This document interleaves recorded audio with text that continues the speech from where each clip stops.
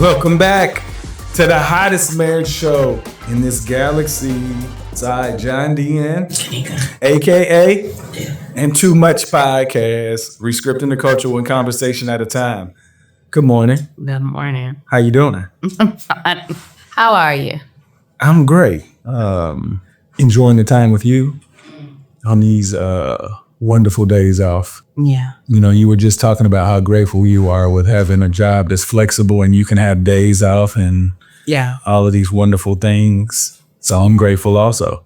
Yeah. So I got a question for you. So we always talk about parenting. Okay. And being that we're about to be done as far as K through 12 perspective of one child, what would you have done differently with all the information we have?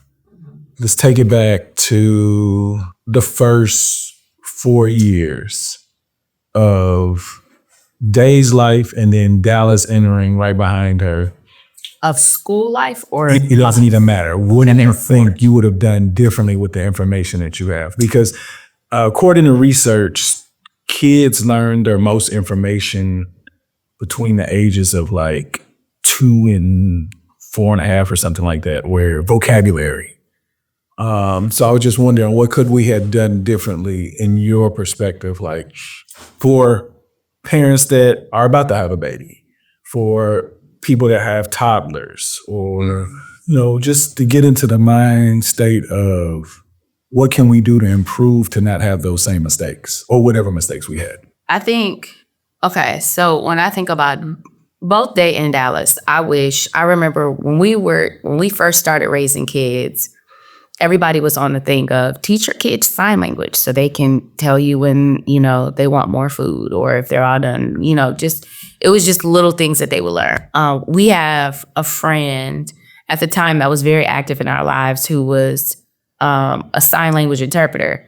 I wish we would have done that then. I wish we would have reinforced that, number one, because they would have been able to communicate with people who we often look past. Everybody want to learn Spanish and French or whatever the language is, but sign language is like key. Because, you know, in America, you can get by speaking English. You don't necessarily have to learn another language, unfortunately. I mean, you could get by. We really don't have to learn another language if we stay here. But that still shuts out another community that we have here. So I wish we would have done that. I was a crazy person. When they were younger, like we had note cards all across the dining room with sight words and sounds, learning long and short and vowels and all this other stuff. I would have still done that part. But I probably, one of the things I feel like we missed out on is we didn't put them in public school. I feel like we spent a lot of money putting them in a charter school. And they missed out on a lot. Number one, because the school they were in was smaller. It was a Christian charter school. And although I appreciated like the lessons that they provided, the community of children there it all felt a little bit one note. Like it wasn't a lot of variation and diversity in income, in backgrounds, ethnicities, races, and stuff like that. And even though our kids, they got the exposure when we went overseas, they spent like 6 weeks in public school before we moved. We didn't re-enroll them in their school. We had planned on moving overseas in the summer where we would just start teaching there. But it ended up getting dragged out until like November. So they had to get enrolled in school here. So we just put them in our local public school until we could leave. And the experiences they had, the friends they made, the classes they had, even Day being able to identify how to best teach her, we would have been far better equipped. But we were afraid of public school. Not afraid, but our idea was we grew up in public school, and yes, we were perfectly fine. But you always think when you're a parent, you want to give them better than what you had. And even though the public school system in our area, everybody was like, it's APS, da-da-da-da-da. Didn't mean that they didn't have resources. Didn't mean that they didn't have the opportunity to meet up with some great teachers and great kids and all the other stuff. And I think that that was one of the things that I truly, truly regret, because the amount of money we spent, they were great people. They gave great lessons. They learned great lessons from that school that they were in. But the amount of money that we spent in school, we could have put it toward other things to like build them in another area. And I feel like we did not manage their education and extracurricular exposure the best way that we could have. Because, not saying we were scared of public school, but we just felt like it wasn't going to give them the best. And that's not true. It isn't. And I hate that. And even to this day, my best friend, she's always like, Kanika, we went to public school. And look, she was like, look at us. And it's true. And it made us more resilient. And it made us more aware of different groups of people. Yes. Behaviors, how to respond. Yeah. I mean, we were talking recently this past weekend about cutting. When we were younger, when you talk about people, we used to call it cutting on people. Oh, you cutting now.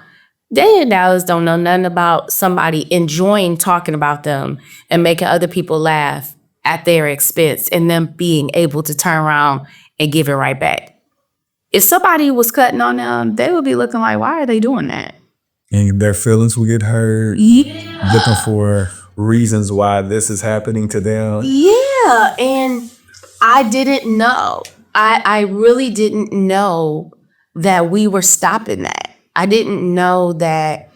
And now when I look back, I feel like they missed out on so much of the culture we grew up in. So them being able to, they would not be able to navigate the experiences that we had at their age, the neighborhood, some of the people. They would not be able to safely navigate them and come out without feeling emotionally or physically like beat up. You know what I mean? And so I would say in their first, especially going into their elementary school years, I wish I would have like had more confidence that what we learned was great. Yeah. I didn't know that what we learned was great like that. I took for granted and felt like they'll get that somewhere because they're our kids. It's not true, because they learned something at home, and I realized I was constantly saying, okay, treat others like you want to be treated. And when they went out there, they treat everybody with respect because they want people to respect them, and they don't know that other people were taught that. And so when they run into people that it's like they go, overboard, they be looking like, dang. Like they're childish or something like that. Yeah. Like, why are y'all like that? That's crazy. But they miss out on the fun. Or like disrespect. I don't know, disrespect. But I feel like that's something that we misunderstood. When we were putting them out there, we thought that we were giving them a better experience. But truthfully, for who you and I are, they would have learned the advanced ideas of math and science and social studies and things like that just from us. Like that added thing that I thought we were paying for to send them into a school to give them something more than public school. They were going to get that from us anyway. Yeah. So. Yeah, I look at it, rest in peace, Debbie DeJesus from Orlando, University High School. She and I used to talk all the time. And I remember before I was even moving to Atlanta, and I said, I'm going to have my kids in baseball. And she said, wow. I was like, have you noticed that all the kids in baseball, they speak proper English? And she said, it's because of their parents. And I was like, We said something about baseball. Yeah, like I didn't like most people, like, cause when I got older, I started realizing people that put their kids in baseball gotta have money, because baseball is not a cheap sport, and the travel teams and all of that. Basketball and football, you can go play in the field without equipment. You just need a ball. You know what I'm saying? So you'll get all type of groups of people that's good in that area, but English. So in my head, I didn't want my kids to pick up bad habits, and I thought the company would create that. And just listen to her. She was like, no, you're going to determine how successful your kids are, because you're going to give them. They're going to be exposed to other people, but you're the foundation. And listening to you, I thought putting the kids in the private school was going to increase their opportunities of success. And it's so crazy because public school missed out on a couple of good kids, in the beginning part, because I think they would have gotten all the benefits of the public school, and we could have promoted it more. But just for new parents, I think that another way of looking at private school is that parents don't want to parent. They think that their kids are going to learn everything at school, so they just pay this thing. And I was just in a different place. But I definitely say that. But I also would want to get them involved in sports. Yeah. I think I would have played more of a role knowing that, well, just because Dallas wanted it. He didn't say anything till later, but looking at it, I was just looking at how I grew up. Like, my father didn't really push me into anything. And whatever I wanted, I had to get it on my own. And I remember I wanted to play baseball. I walked over to this, it was by my elementary school. I walked over there by myself, and I got like a little sheet of paper of I took that home. That wasn't happening. Yeah, and that was like in elementary school. So looking at them, I kept them from sports because I didn't say I kept them from it. I thought they were supposed to find it without me. And then I would push them. But I was afraid of being that parent. And that often bothered me. But it really bothered me when Dallas was like, I really wish I'd have played football or basketball when I was younger. Maybe I wouldn't, I would know how to play these things. And it just caused me to think like, why didn't? I was the father that would put you in that, and I took that away. And although I'm still happy with the results, I wish they would have learned the team concept of the camaraderie. Yeah. Where kids who play sports, they enjoy it because their friends are on the team. Some of them are better than others, but you get a different kind of it's the game today, And I think I don't want to say I was being lazy, but I really thought they wouldn't have cared. And that hurts me because sports teaches you something that parents can't. Just the experience of it all. I can tell you about it, but if you don't experience it, it's kind of like, okay, like you're just giving me a lesson. Yeah. Some lessons you need the experience of. But yeah, that's the one that really plays a role with me. And I think the activity, I look at how many moments you and the kids have had. All of the moments we had together as a family was because you set it up, and there were so many that I didn't participate in because I just felt like he was doing too much. It's irritating. I was trying to create memories. You were. And I didn't understand that then because all of my experiences and memories were created away from my family. Like I said, we went to the park once every 3 or 4 months. And I really did look forward to that because they had a slide that went in a little circle or whatnot, but a spiral. But I just didn't know the active engagement was necessary. Well, at least for me now, because I look back and I don't have those memories. All I have is I remember this and you say this and I'm like, he's a dirtbag. Man, why weren't you there? And I do hate that. That's the reason why I am looking forward to this year with the goal we set in the last episode for me to be more engaged with them. Yeah. Outside of you. Yeah. Yeah. Me too. Shoot. So looking at the beginning parts, what would you say after they went to school? What would you have done? Because I know when they started school, they went from private to public to homeschool to international. What do you think you would have done differently in looking at that part? So the next part of their life. You mean after international school? So the first question was before the first 4 years. Oh yeah, and then I poured into elementary. Yeah, but so I just want to know what do you think as a parent that you had to experience because your parents weren't able to tell you, hey, look out for this, or your friends weren't able, because it was we had the experience to be we should. I don't know. Yeah. What about you? I think when we were abroad, we should have force them to stay in something instead of just trying to figure it out. Like we like put them in all different type of activities, hoping they like, this is what I want to do. And we should have made them do it like to get a certain expertise in whatever they were doing. Because I was watching this video, I sent it to you, and it said, what's the best thing you can do as a parent? It's like, let them struggle. Don't even help. Because when you help, they don't problem solve. And you take their self-esteem away from them because you're creating this outlet for them to not be able to do it on their own. And then when they do it on their own, it disturbs them. It ruins their day. It makes them feel like it's too difficult. You know, like, so I would have just thinking about, I remember just anything, like when they fall, we're always there to like, everything's going to be all right. But just listening to this guy speak, and I was thinking about how we got our self-esteem and our courage outside of our parents. It was like when we were away from the house. And I don't think that they have that part. They don't have that, it's going to be all right. Like if I hurt my knee and dust myself off and get up, I don't know what it would look like if they hurt their knee, but in my head, that day's over. Might be ruined. And the bruises are a lot harder when you get older.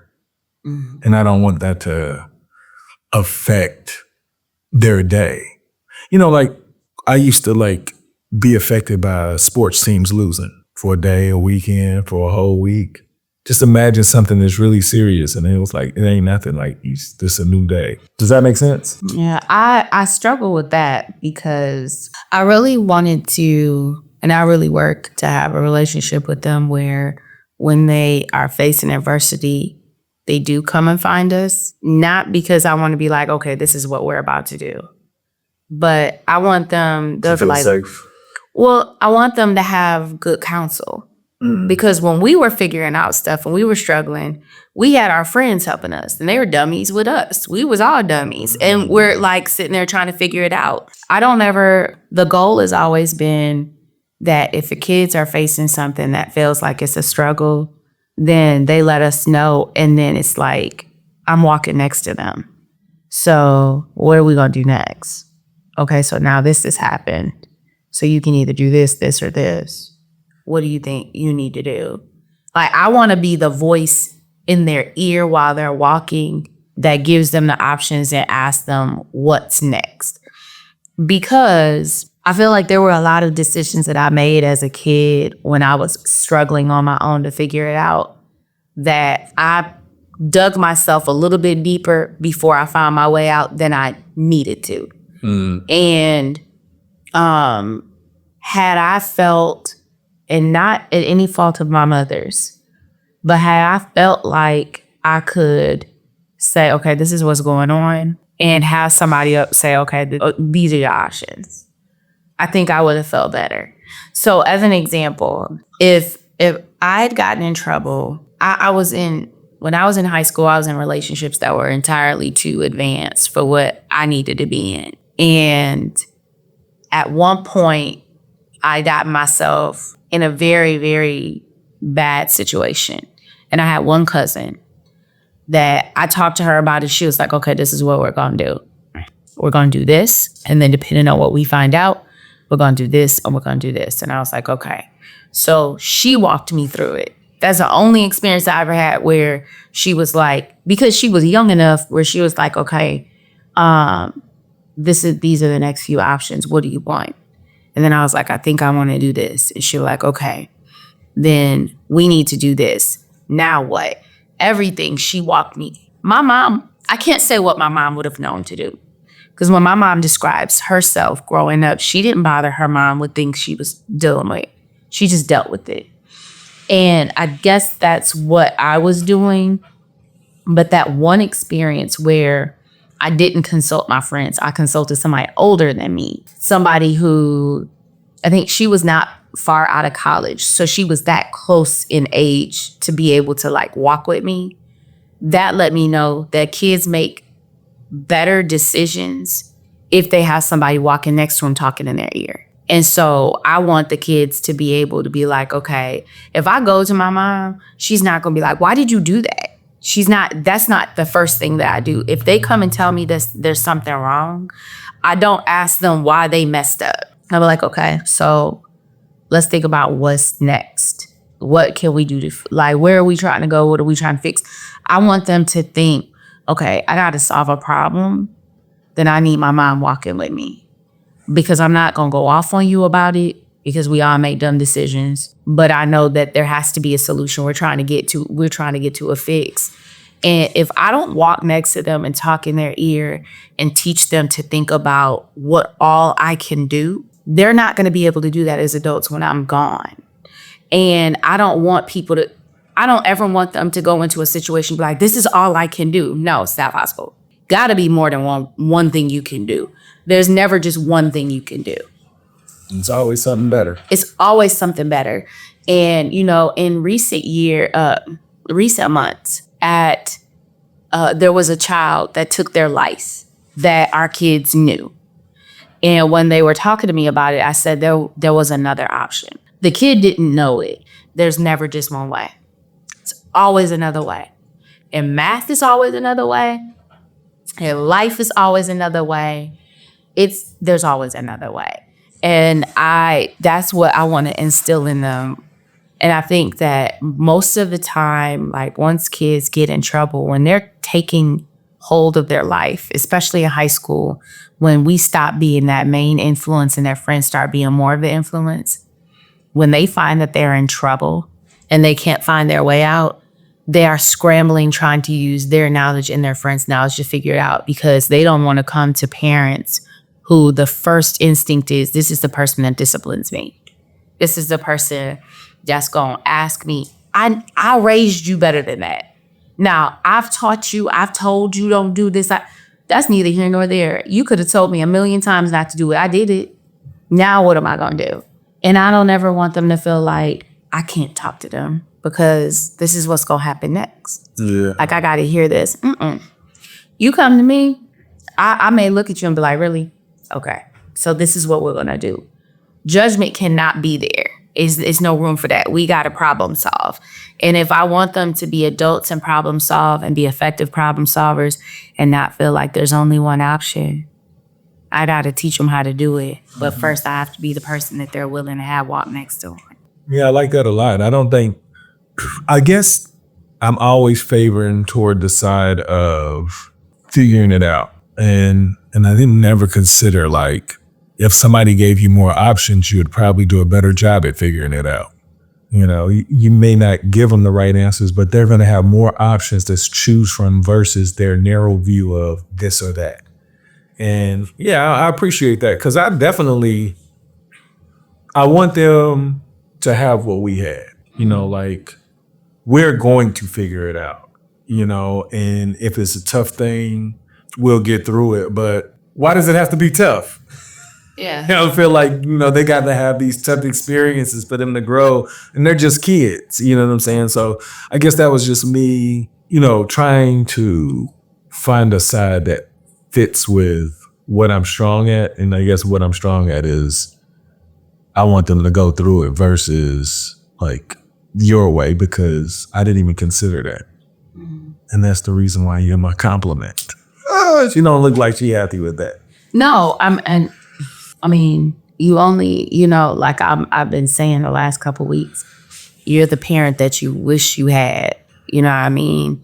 And even in that, sometimes our vision isn't even broad enough to know how much better it could be. Mm-hmm. You know what I mean? So you already are thinking expanding beyond what you got from your father, but it doesn't mean that you've seen enough to be able to say it could be even bigger than that. It could be even better than that. So I think we both do that for each other, because there are things that I'm not necessarily thinking about, and then we said, I'm like, yeah, that's probably the better choice. But I've never experienced that. I didn't have the experience to even expand to something like that. So that's why I'm here. That's why you're here. Yeah, I think that's the benefits of conversations, because conversations with boundaries and rules where you can actually learn from the other person and figure out, was your way better? Was their way better? Or can you create a way that's better than what y'all grew up on? So, yeah. So shout out to you, because I definitely feel a lot more comfortable with them running into tough situations. Yeah. And I think they utilize that. I do. So. For sure. Anybody want to give a shout out before we get out of here? No. I want to give a shout out to all the students on winter vacation. I hope you guys are being productive. And when I say productive, I mean at least enjoying yourself. But remember, you should be learning something every single day. You got too much time to relax. So just make sure you get your 5-10 minutes of learning so you can create better habits when you get older. Y'all make today better than yesterday. Don't worry about anything you can't control. GATA. Get after that action, or that action will get after you. Be great on purpose.